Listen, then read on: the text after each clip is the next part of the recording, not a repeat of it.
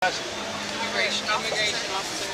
What? Immigration officers. Yeah. USCIS. Really? Yes. Well, you've got some stories. So let me. Has there been any policy changes since the administration? Oh yeah. Policy change this way, then back this way, then change this way. One day it's like don't do this. Yeah, but even before, everything changes constantly. That's true. That's Yeah, but usually it's a whole new theme when a new administration comes in. Is that? Not really, because John Kelly, he was really good friends with Jay Johnson who went out the door. They're really good friends, and they're actually ideal. I mean, ours has changed drastically. yeah, your department. Yeah. Mine hasn't. And your department is? Waivers for unlawful presence, and so now like nobody's filing them because everybody's. And mine's law-based, so unless there's comprehensive immigration reform, mine doesn't change at all. Just like the send this file here or there changes. How is morale? Has it boosted, or is it about It's about the same. So really, there's no. I mean, immigration was a big part of the election, right? I mean, Well, it was one of the talking people points. in our morale like dropped so much. So And see, for us, they're up. yeah. Well, like, because people want to adjust. Correct. And Like, people have just been living here for years. Nobody wants to admit to being here unlawfully. Right. So they're not probably So all it's done is everyone who's been here for years that had the legal means to adjust status, they didn't do it because they didn't care, but now they care and everybody's putting in and they all qualify. So it's not changing anything like in the way that people wanted it changed.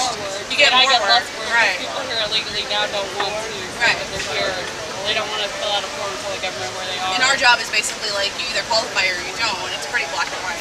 Like you either meet the legal standards or you don't. It doesn't. I don't care. Right. And if we have to work 765, I'll hop out because I don't. Whereas I would like 35 hours of overtime every 2 weeks and try to keep up. My God. You know, I guess the big thing is like we're not a USCIS at least isn't a political agency. Right. Like there's people obviously that have their own opinions, but we're not really a political agency. Everybody wants us because we're fee based. We don't cost we make money. We don't cost the government anything.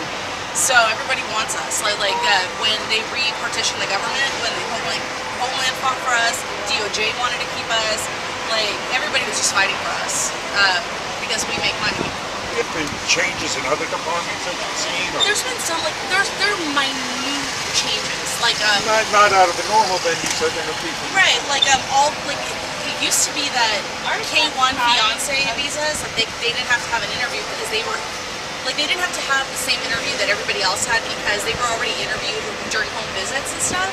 But now they got one extra interview. Now there has been talk. I feel like they changes they're taking way too long. Yeah. Because they were talking about, so now they took out the priority seekers and like certain people over to ICE. Right. And it's like you're supposed to send everybody. Since ours is unlawful presence, they've already violated 212C. Right. So it's like, okay, so then are we supposed to refer all of our waivers to ICE? And that They can't keep up. point is why nobody's filing waivers. They're worried that They're going to get referred. Exactly. So like, but we don't even know if it's correct. Right. Because they're like, well, we're. And I only send them to ICE under certain conditions. So It was that way. We were just certain elements of ICE. Yeah, and now that they hasn't said changed the for us. priority- They said that that's Yeah. like black and white. If you commit any crime, you're supposed to. Right. But we don't do that. But they're like, we're gonna get more guidance, blah blah blah. But that part right there is why our receipts are down. And for us, we only just send people that are absconders, so people that have already been deported that never left. Oh, I automatically send those. That next. Yeah, that's well, there's I send them to the BCU to get a resolution. Yeah. the stories, though. Of course, the sensationalism, the things. Most of that we that's hear not about. true. Like the whole extreme vetting thing, that's such bullshit. We already other than asking for their firstborn and their date and blood type, I asked for everything under the sun. I already asked for everything under the sun.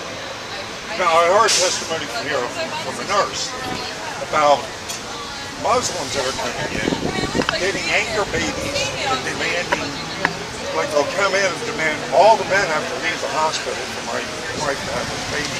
Only watch Oh, that's a religious thing, yeah. Yeah, but Yeah. I think it's more than that. I think it's how far they can push it. When they're told they can't do it, of course, then they relent because it's good. We're paying for it anyway. Yeah, right. But they're having their anchor babies here, so there's a lot of anchor babies. That's my department. It doesn't matter. that person would have to wait 21 years and still have legal entry and still meet a host of criteria for that kid to even work. So it doesn't to petition for them. They would have to meet like a whole host of criteria, and the soonest that could even happen would be 20 years. Plus some other myths, popular myths. What other popular myths are the myths? I mean, I get a lot of people who think that when they like if somebody comes over illegally and they can automatically get a home there. No. There's no basis for that. Yeah, all I ever. You have to have like. so that's a complete myth. It's a complete myth. People that are coming over here illegally now. No, except for ER, they have to be treated. That's it. The way that they could, so like sometimes And their children. is if you're married to a U.S. citizen or like a social security number, the legal alien father will be working, but they he works on the table, so they don't use foster care, and the mom will use her stay-at-home status as the a means to get correct. So it's always people that seem to take Or like an illegal who has a child, that child is entitled as a U.S. citizen to WIC and things like that, but that runs out by each father. So, I mean, it's a very limited window. But it's not like, You can't get the alien is homeless or not disabled. getting the welfare. Right. They don't have to think somehow. I told And I'm you. hearing from principals also that tell me, they Well, have, education, they can't be denied education. yeah, they can't even ask if they're legal No, or they can't. illegal. Yeah. And I've talked to principals out here say it's a problem. It's a problem because they Well, don't. it depends on the principal. Some of them don't care, some do. They get, honestly, at the end of the day, and this is the same at any school, and I know this because my son's baseball coach is a principal. The only thing they care is bodies and seats brings money to school. So for every student in the seat. So they get mad if you take a week vacation because... Another thing maybe this is a myth you can bust, right? That there's a lot of Obama people in the departments that are holding back any policy changes that might be taking place. But that's happening. It would be way above our pay grade. Yeah, that's what I'm saying. Yeah, It's based on the law. Like, we can't change the law. We can't bend it. We can't do anything. That's what I think. Like, it is you what have it to is. go at it really balanced. You have to take the politics out and just look at the law. Yeah. And so, I'm going to deny people. I'm going to approve people. Right. And it's all based on the individual Now, situation. the Muslim ban or the ban. Which that was a That would have affected me, but it doesn't. It affected me for like a day. Right. Yeah, they were like, do not touch any of these files. Do not. Now they.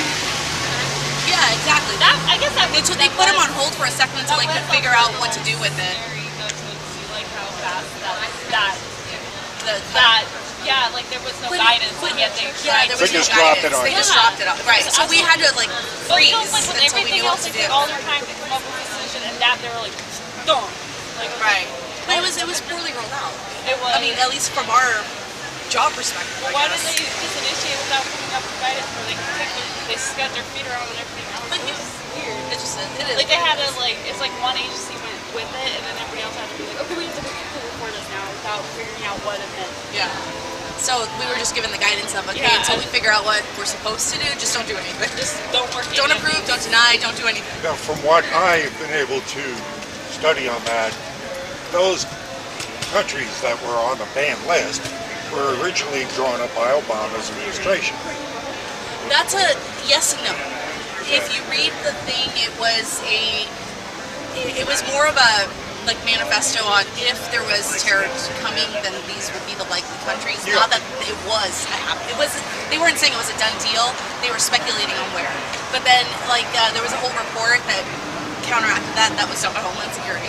That basically said that country of origin or country of birth basically is not a good factor in It's determining. not because ISIS has so many Like pockets. pockets, especially also like in in Anglo-Saxon areas, like in Britain and places like that. Yeah, Like, you're they seeing it in have- Britain right now. They have like gangs of people and all. Like they could be like getting teenagers who be leaving from here to like found out they get them through the internet. Yeah. And anybody. So like the San Bernardino chick, her cousin was Russian.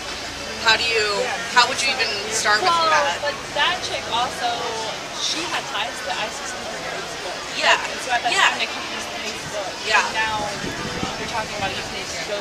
Well, there's a pilot for it. Yeah. There's a pilot program in place now to like go through try Facebook to and see if they have terrorist connections. If you guys could fix it, what would you do? I mean, if you were in charge, as you guys obviously are what you're doing, if you could fix it, what would be the one big change you'd make? What would be the first thing you'd do? To me, I mean, I like the pilot program because it's catching up with technology. The limit that we have, though, however, is if I'm on social media through my job, I can't lie to you and not tell you that I'm home. So if you friend accept me at that point, then that's on you, and I can see your history. But so that kind of, I mean, I'm sure there's covert stuff that happens like that through the NSA or whatnot, but we're never going to see that. I don't know. So you're doing the initial checkups, or how you? When you go to work, what do you start doing? What are you doing? I basically review someone's petition to adjust status to a legal permanent resident. And how do you review that? There's the legal parameters. If you look at the law, it tells you have to have this, and this. Legal entries, like you have to be in lawful status, and it's different rules if you're married to a legal permanent resident versus if you're married to a citizen. Are you getting this information? They're doing it voluntarily. They're coming over here. Are these illegals that you're? She would find her information, like past USCIS applications, because they have to have a basis for. So like to adjust. Like, so yeah, like Cubans, I mean, are a different category. People on TPS, like from like the refugee countries like Haiti and El Salvador, that's a whole different ballgame. Like I'm not kidding when I say I deal with the gamut of it. By the time she and they're all a different section of law. It's already been vetted through the FBI and it's already gone through our background check unit and they're reading it. So that's how. That would verify for me if I'm dealing with who I think is a person, and then I can find out through those vets if they have had other identities. Because sometimes they have multiple, like I know one with multiples because they're hiding. Right, now they're I'm under really one social. going to hit you sideways with something. Okay?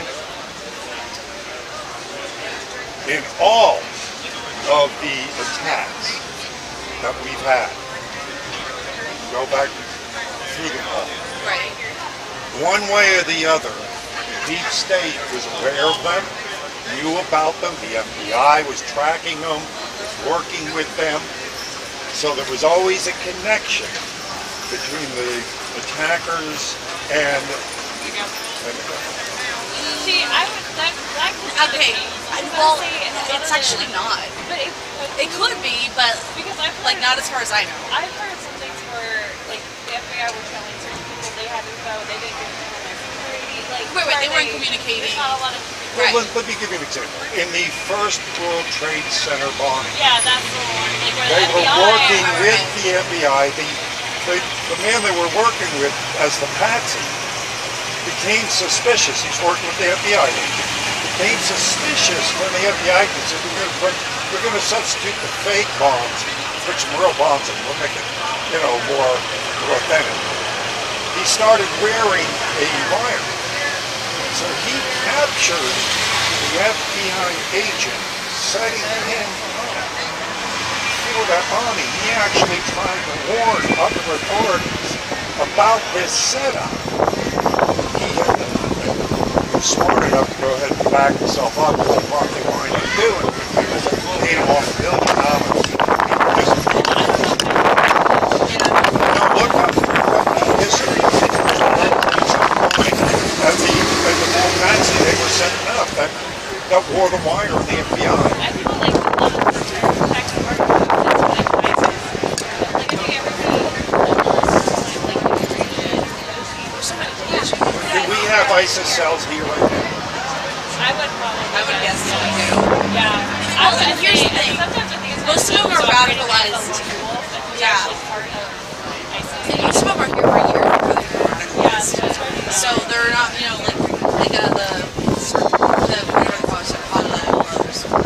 the boss pops. Yeah. Yeah. Thank you very much for talking. Hey, let me give you something before you go. Have you Just seen for you anything? guys. But now we're gonna ask you questions. Sure. What are they doing for the tomato festival? Oh, it's going Have to you be seen fun. They're anything? going to have food, booze, and music and everything. Now you gotta give us information. It's a two-way street. Yeah, that's right. Oh, no kidding. Quid pro quo. Here's a get out of jail free card from Hillary Clinton.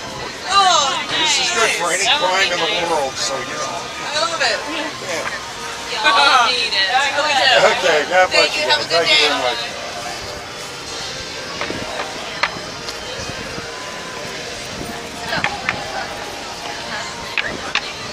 want more of that? Join. Go to my website. Patreon. Become a patron. Come on, guys. This will only get better if I got better cameras. Woo! That was good.